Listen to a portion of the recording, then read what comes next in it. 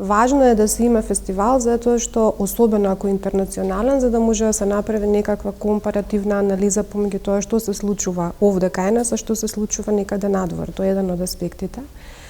Што е важно околу овој фестивал на комедија, е важно дека комедијата во моментов би требало, според мене, да се бави со не само со една забавна дејност, бидејќи кај нас во нашето општество, па и пошироко може би се смета дека комедијата е жанр кој што треба да понуди само забавни моменти.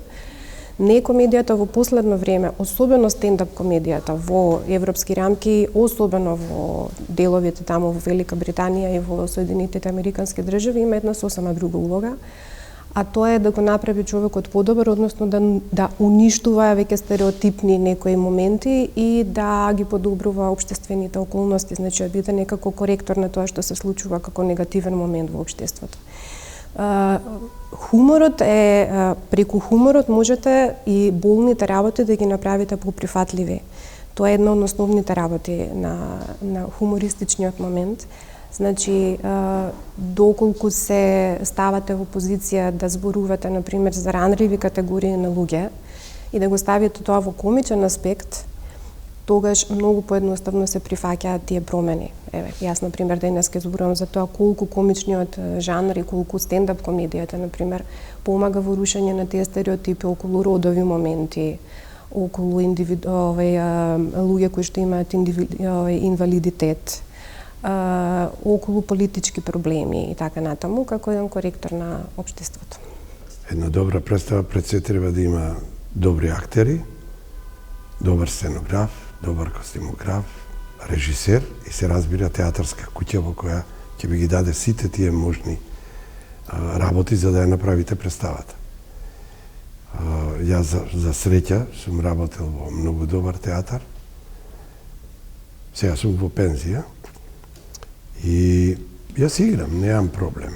Играм. Ме држи уште мозокот. Многу е тешко да се направи добра представа. Ако не ја направите изборот, не го направите. Кај нас беше еден режисер Диме Станковски, дебелото. Другар мој, заедно студиравме. Он правеше страшна поделба. Точно карактерно ќе ги одредеше и актерите. Димитрije Рули Осман исто така. Унковски ги прави тоа. И да не ги редам многу. Но комедијата како жанр е многу потешка од сите други жанрови. Не е тоа, сега кај нас се сваќа комедијата да е смешна, да е керефека, да е нешто. Не е.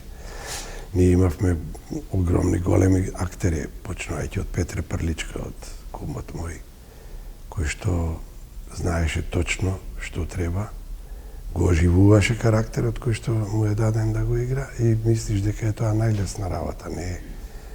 Многу е потешко да го насмееш човек. Секогаш сум бил и на теоретско и на практично равниште уверен дека дека ултимативниот показател за тоа дали една представа е добра или лоша е балансот меѓу приемот кај публиката и приемот кај критиката. Кај нас, например, овој вториот аспект речиси да не постои. Мислам на театарската критика.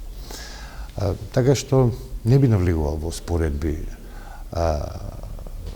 дали македонскиот театар е понапред, поназад, на исто рамниште со театрите од окружувањето, туку би размислувал евентуално за тоа дали нашиот театар, нашето глумиште е во текст со актуелниот театарски дискурс кој е доминантен во, ајде да речеме, во Европа, во светот, ако речеме, има различни видови театри.